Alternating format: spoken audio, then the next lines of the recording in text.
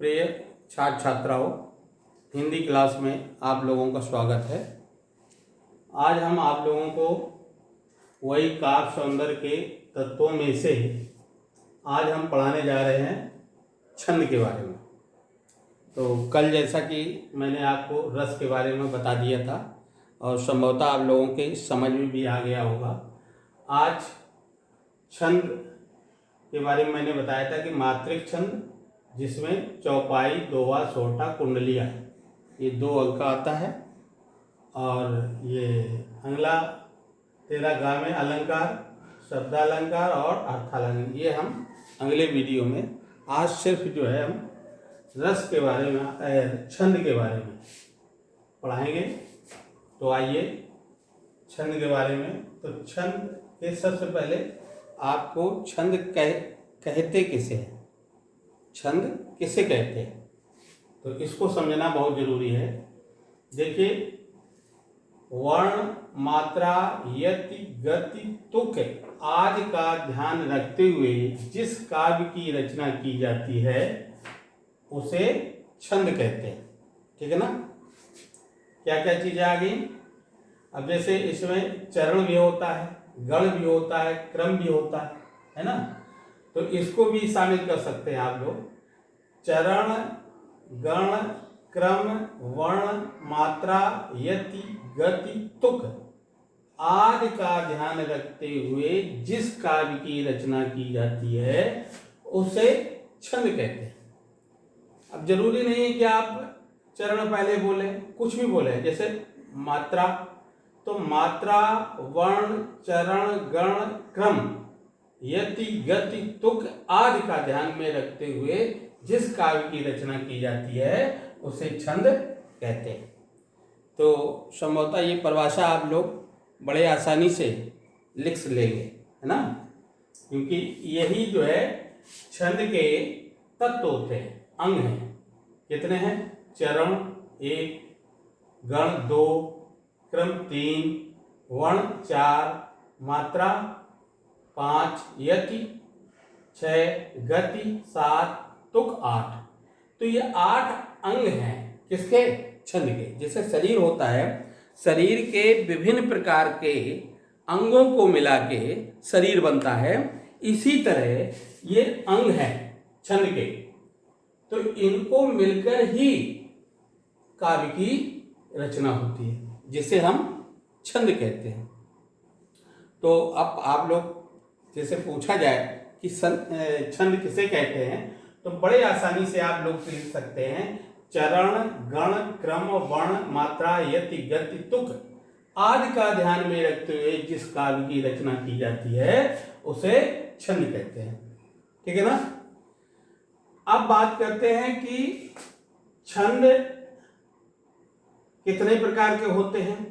तो वर्ण और मात्रा, वर्ण और मात्रा, वर्ण वही का, खा, गा, है ना।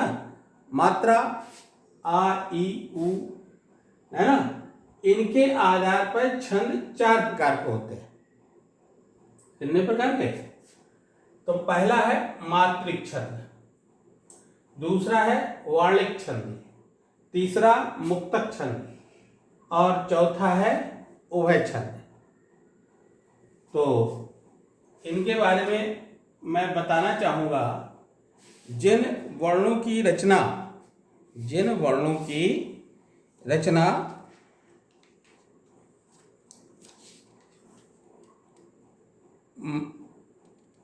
जिनकी रचना मात्राओं के आधार पे होती है ना, उसे मात्रिक छंद कहते हैं। वार्णिक छंद, जिनकी रचना वर्णों के आधार पे होती है उसे वार्णिक छंद कहते हैं।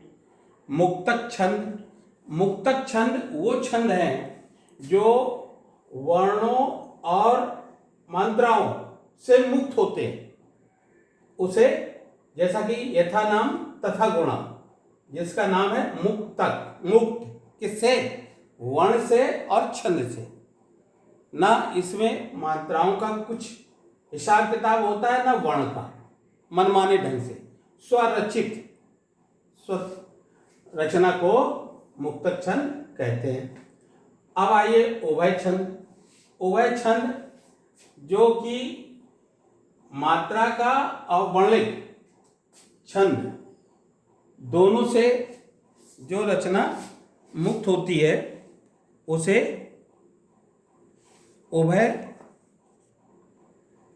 रचना के। जिन छंदों में मात्रा और वर्ण दोनों में एक साथ पाई जाती है, मात्रा और वर्ण दोनों एक साथ पाई जाती है, उसे हम क्या कहेंगे?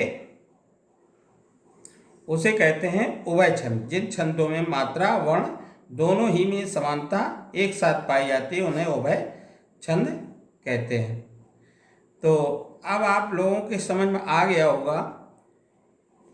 अब बात करते हैं मात्रिक छंद की, क्योंकि यही आपके पेपरों में ज़्यादातर आता है, इसी के बारे में बताया जाता है। तो आज सिर्फ हम बात करेंगे मात्रिक छंदों की। वर्णिक छंद और मुक्तक छंद और उभय छंद ये हम अगले वीडियो में आप लोगों को बताएंगे। तो आज शुरुआत करते हैं मात्रिक छंद।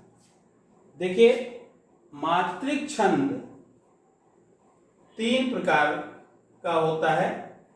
सममात्रिक छंद, अर्धमात्रिक छंद,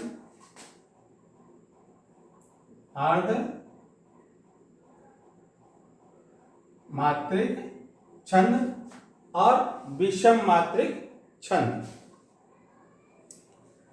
अब देखिए, अर्धमात्रिक, सममात्रिक, अर्धमात्रिक और विषम मात्रिक। तो सबसे पहले बात करते हैं सममात्रिक छंद की, माने जिनमें मात्राएं जो है सम हो। कैसी हो? सम हो, उसे सममात्रिक छंद कहते हैं। और इनके जैसे चौपाई है, तो चौपाई में 4 चरण होते हैं। अब प्रत्येक चरण में 16-16 मात्राएं होती हैं। इसी तरह रोला है, रोला में भी 4 चरण होते हैं और इसकी टोटल 24 मात्राएं और 11-13 पर यति होता है। इसी तरह गीत का, इसके भी 4 चरण होते हैं, टोटल 26 मात्राएं होती हैं, 14 और 12 पर यति होता है। हर गीत का ये भी 4 चरण हैं और इसके भी 28 मात्रा 16-12 होती हैं। तो इस प्रकार से सममात्रिक छंद में चौपाई, रोला, गीत का, हर गीत का, ठीक है ना। इसी तरह अर्ध सममात्रिक छंद में दोहा, सोठा, बरबय, उलुल्ला, ठीक है ना।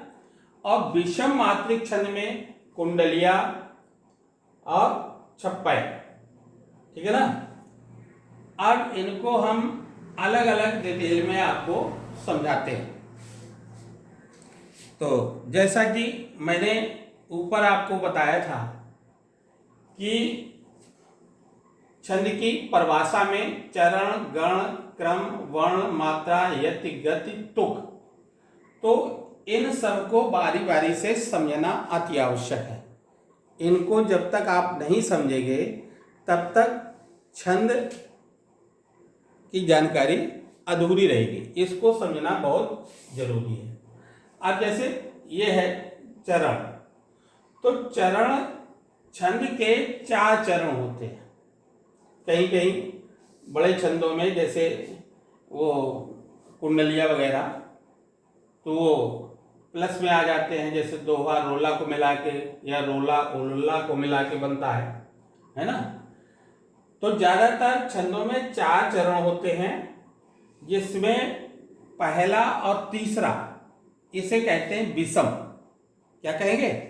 विषम, क्योंकि ये विषम संख्याएं हैं, पहला और तीसरा ये विषम संख्या है, तो इसे विषम छंद कहेंगे। और दूसरा और चौथा ये समछंद, ठीक है ना। तो अब बात आती है मात्रा की। तो किसी भी ध्वनि के उच्चारण में जो समय लगता है उसकी सबसे छोटी इकाई को क्या कहते हैं? मात्रा। उसकी सबसे छोटी इकाई को मात्रा कहते हैं, है ना। तो ये दो प्रकार की होती है, जैसे हास्य वर्ण, लघु। जिन वर्णों के उच्चारण में कम समय लगता है उसे लघु वर्ण कहते हैं। और इसका चिन्ह कैसा होता है? फुल स्टॉप जैसा, एक वन, अंग्रेजी के वन के आकार का होता है।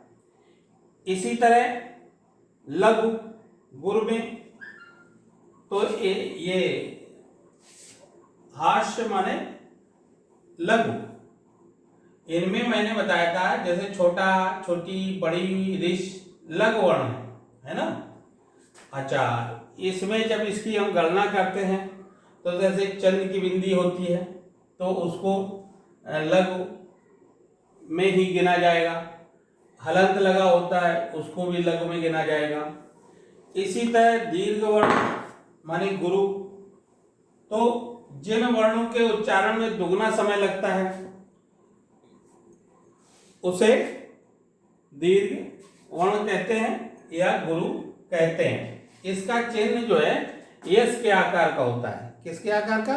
जैसे अंग्रेजी का यस होता है ना, इस आकार का इसका चिन्ह होता है। इसमें जैसे बड़े, बड़ा, आ, बड़ी, बड़ा, ओ, औ, है ना, अंग, आहा, आ दीर्घ वर्ण होते हैं जिसे गुरु कहते हैं। इसमें जो विसर्ग होती है वो भी गुरु माने दो मात्राएं गिनी जाती है विसर्ग की। कई अनुस्वार होता है उसमें दो मात्राएं गिनी जाती हैं।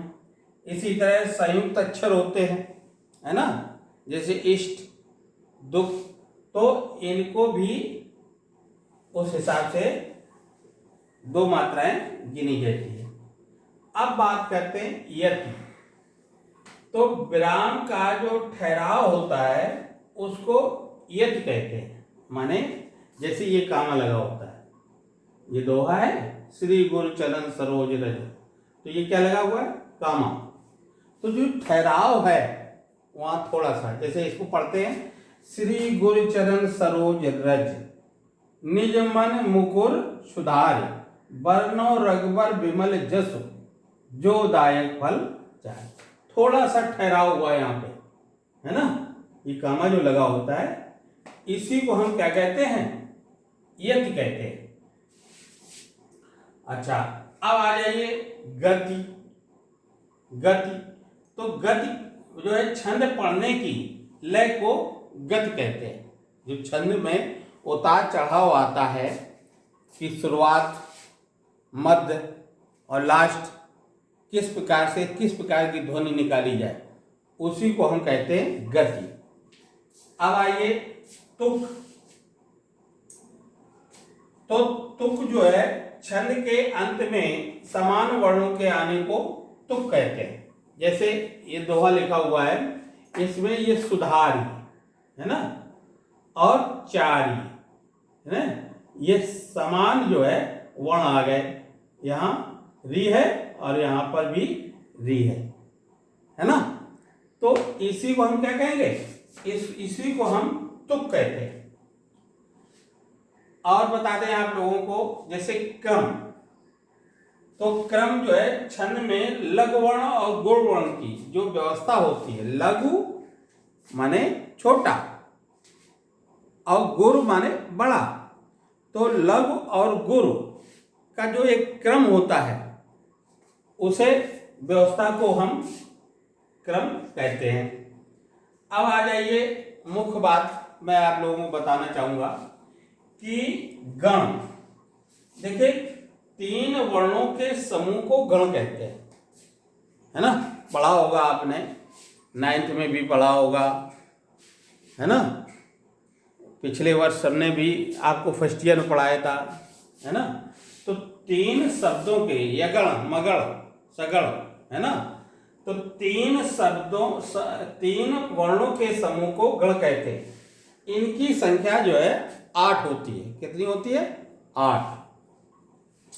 जैसे यगण, मगण, तगण, रमण, जगण, भगण, नगण, सगण। तो इसका एक सूत्र आप लोगों ने पढ़ा होगा पिछली कक्षाओं में, या माता राजबान सलगा, है ना। तो अंत के 2 वर्ण ला और गा को छोड़कर सूत्र के प्रत्येक वर्ण गण होते हैं। तो इसकी तालिका हमने यहाँ पर नहीं दी है, लेकिन किताब में दी होगी, उसको देखकर आप लोग पढ़ सकते हैं। तालिका में वही है कि यगण, तगण, मगण, सगण, है ना। तो सर्वगुरु इस प्रकार से। तो चूंकि जगह कम है और वीडियो फिर लंबा हो जाता है, तो उसको किताब में आप लोग देख लेना। अब आइए बात करते हैं, जो आपके सिलेबस में है वो पहले पढ़ते हैं। चौपाई, दोहा, सोरठा और कुंडलिया। तो चौपाई चूंकि जगह नहीं है तो अभी हम लिख के दिखाएंगे आपको। तो पहले हम बात कर लेते हैं दोहे की। किसकी बात कर लेते हैं? दोहे, क्योंकि दोहा हमने यहाँ पर पहले से लिख रखा है। तो दोहा देखो, ये जो है इसमें भी 4 चरण होते हैं, और पहले और तीसरे चरण में 13-13 मात्राएं होती हैं। दूसरे और चौथे चरण में 11-11 मात्राएं होती हैं, और अंत में गुरु लघु आता है ना। गुरु कैसा आता है? लघु। तो जैसे अब शुरुआत करते हैं दोहा से। तो इसकी परिभाषा समझ गए होंगे कि दोहा में 4 चरण। पहले तो ये बोलोगे कि दोहा अर्ध सममात्रिक छंद है। कैसा है? अर्ध सममात्रिक छंद है। इसके 4 चरण होते हैं। पहले और तीसरे चरण में 13-13 मात्राएं होती हैं, और दूसरे और चौथे चरण में 11-11 मात्राएं होती हैं, और अंत में गुरु लघु आते हैं। क्या आते हैं? गुरु लघु। अभी यहाँ पर हम इस दोहे में मात्राओं की गणना करेंगे, तो आप लोग देखना कि आखिरी में गुरु और लघु मिलेंगे आपको। तो देखिए दोहा में श्री है ना, तो चूंकि सरा है और बड़ी की मात्रा लगी, तो यहाँ गुरु माना जाएगा, मतलब 2 मात्राएं गिनी जाएगी। 2 मात्राओं का निशान मैंने आप लोगों को बताया था कि अंग्रेजी के एस के आकार का होता है ना। श्री, गुरु, इनमें छोटी की मात्रा है तो यहाँ पर 1 मात्रा, और यहाँ पर रा है तो 1। चरण 1 1 1। सरोज तो 1 और ये 2 और 1, और ये 1 1, और ये छोटी की मात्रा है तो 1 गिना जाएगा। 1 जा मा ना 1। मुकोरे छोटी की मात्रा है तो 1 ही रहेगा, 1। और सुधार छोटी की है, यहाँ धा में आ की मात्रा है तो डबल हो जाएगी 2, और इसमें छोटी की मात्रा। ठीक है, अब गिनिए इसमें 2 3 4 5 6 7 8 9 10 11 12 13 14 15। कहाँ तक? 1 2 3 3 5 6 7 8 9 10 11 12 13। हाँ, तो ये यहाँ से यहाँ तक 13 मात्राएं हुई। क्योंकि पहले चरण में, दोहे के पहले चरण में कितनी? पहले और तीसरे, तीसरा ये होगा है ना, पहला, दूसरा, तीसरा और चौथा। 4 चरण होते हैं। तो इसकी मात्राएं गिनते हैं।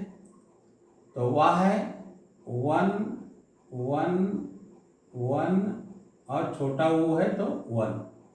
रघु है ना, ये छोटी की मात्रा है तो 1 बा रा 1 है। ये छोटी की मात्रा है तो 1 हो जाएगा। माँ 1 ला 1 सा 1। ये छोटी की मात्रा 1 रह गया है ना। तो इधर तक के गिन लो। 1 2 3 4 5 6 7 8 9 10 11 12 13 है ना। तो ये 13 मात्राएं हो गई। तो पहले और तीसरे चरण में ये 13 मात्राएं आपकी आ गई है ना। अब आ जाइए यहाँ पे। तो जो है ओ की मात्रा लगी है तो 2 गिना जाएगा। तो दायक यहाँ 2 गिनी जाएंगी। या का 1, का 1, आ का 1, ला का 1 और ये 2 गिनी जाएगी और ये 1 गिना जाएगा क्योंकि छोटी की मात्रा है। ठीक है ना। तो अब यहाँ गिन लेते हैं। 1 2 3 4 5 6 7 8 9 10 11। तो यहाँ 11 मात्राएं होंगी। और यहाँ कितनी हो गई? 2 4 5 6 7 8 9 10 11। तो अब संभवतः आप लोग समझ गए होंगे दोहा की जो मैंने परिभाषा आप लोगों को बताई थी कि दोहा अर्ध सममात्रिक छंद है। इसके पहले और तीसरे, पहला और तीसरा, पहले चरण और तीसरे चरण में 13 मात्राएं होंगी और दूसरे और चौथे चरण में 11 मात्राएं होगी। और लास्ट में मैंने बताया था कि अंत में गुरु लघु आते हैं। गुरु, इसे यश को 2 मात्राएं जो गिनी जाती है इसे कहते हैं गुरु और इसको कहते हैं लघु। ठीक है, गुरु और लघु। देखिए यहाँ पर गुरु लघु है और यहाँ पर गुरु लघु है। तो इस तरह से आप लोग दोहे की परिभाषा बड़े आसानी से लिख सकते हैं कि कोई भी दोहा ले लो। ये तो मैंने उस दोहा मैंने हनुमान चालीसा से लिया है। आप कोई भी दोहा ले लें, है ना। कबीरदास के दोहे हैं, रामचरितमानस के दोहे हैं। बस मात्राओं का गिनना समझ लेना, है ना। देखिए यहाँ छोटे ऊ की मात्रा है तो 1 लगे और यही बड़े ऊ की हो जाती तो यहाँ 2 मात्राएं लगती। ठीक है ना। अब बात कर लेते हैं चौपाई की। काहे की दोहा तो समझ गए होंगे आप लोग। अब जगह इसी को दोहे को आप लोग कोई भी दोहा लिख लेंगे। ठीक है ना। तो अब यहीं पर हम चौपाई लिखते हैं।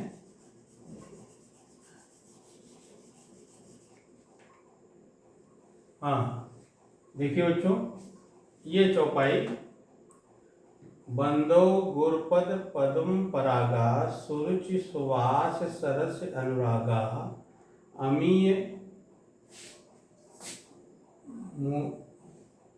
अमीय मूर्यम चूरन चारु समन सकल भव रुज परवार। तो परिभाषा मैंने आप लोगों को बताई दी थी, लेकिन फिर भी मैं दोबारा आप लोगों को बता रहा हूं कि चौपाई सममात्रिक छंद है। कौन सा छंद है? सममात्रिक छंद है।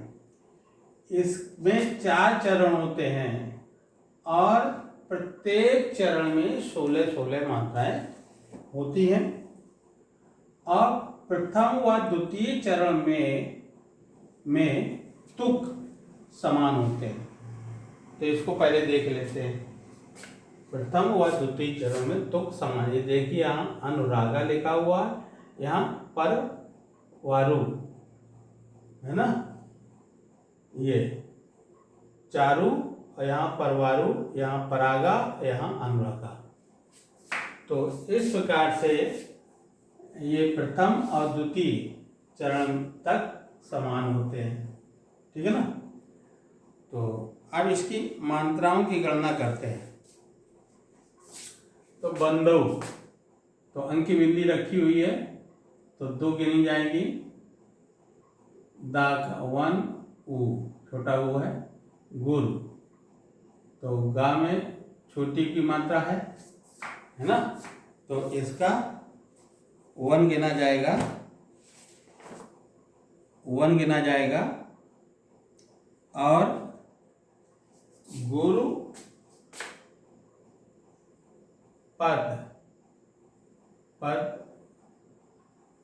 पद पदों, छोटी की।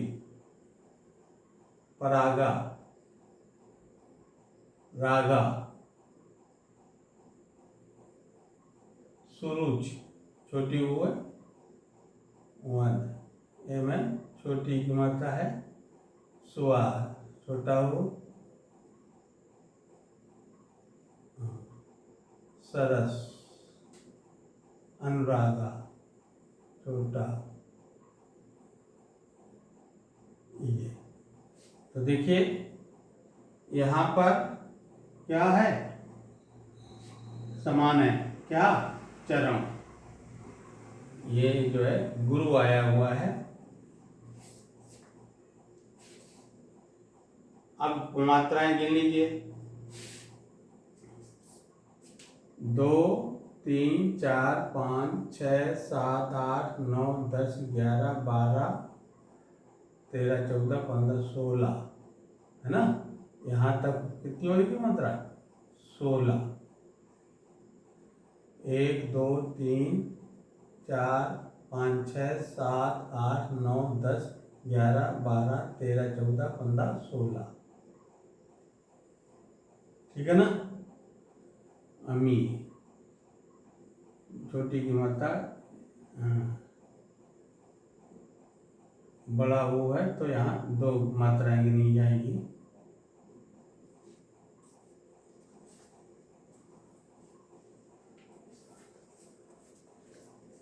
है ना। और इसके बाद हाँ 2 मूरियम, एक गिनी जाएगी। चूरन बड़ा की है तो यहाँ 2, 1 1। चारू,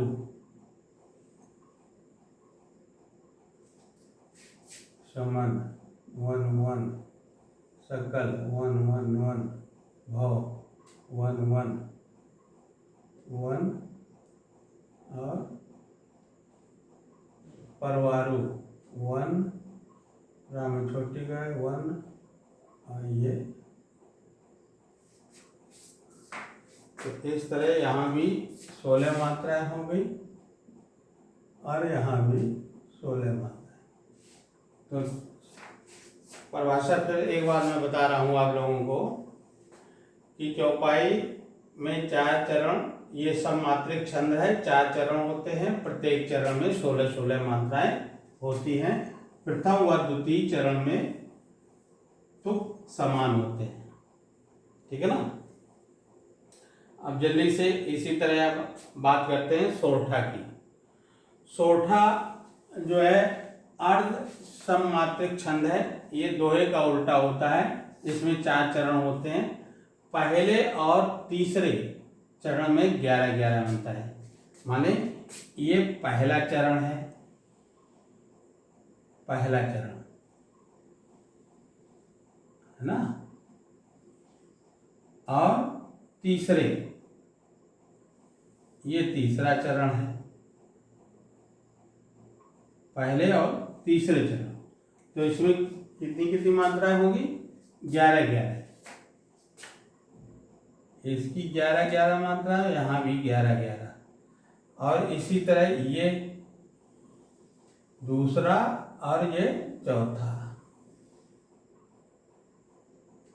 तो यहाँ 13 मात्राएं होंगी, यहाँ 13 मात्राएं। बस मात्राओं की गणना आप लोग कर ही लेंगे। अब आपका शेष बचा हुआ है कुंडलिया। देखिए कुंडलिया को बहुत अच्छी तरह समझ लीजिए।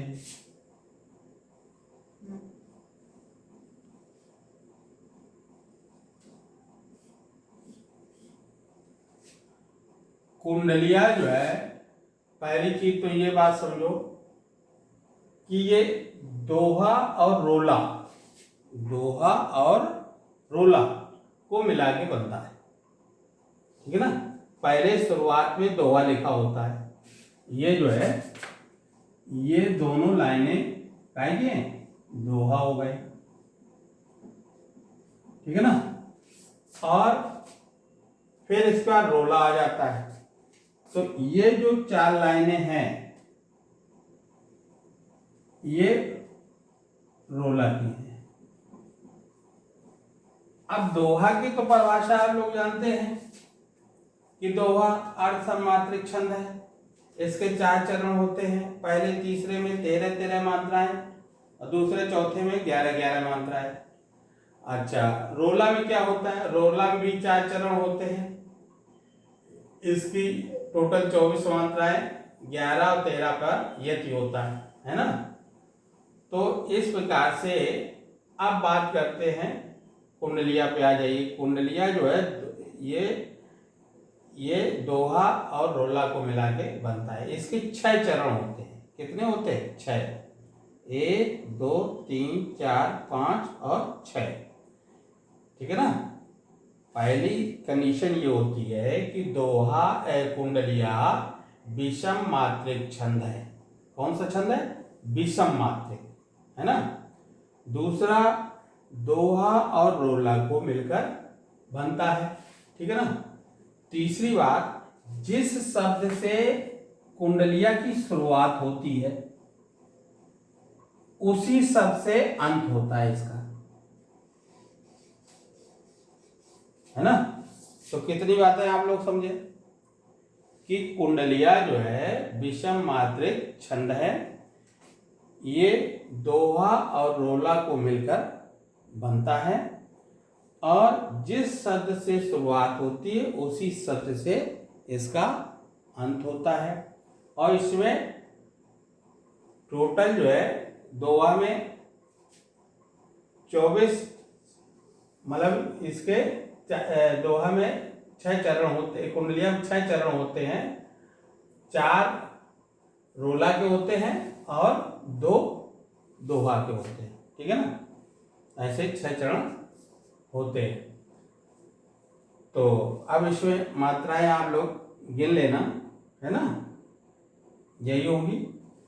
तो जो चीज़ तुम लोगों को समझ में ना आए उसे जो है वीडियो के नीचे कमेंट में जा कर के लिखना, तो वो भी हम समझाएंगे। क्योंकि वीडियो कुछ ज़्यादा बड़े हो रहे हैं, तो हालांकि आप लोग समझ गए होंगे। तो आज फिर इतना ही। धन्यवाद।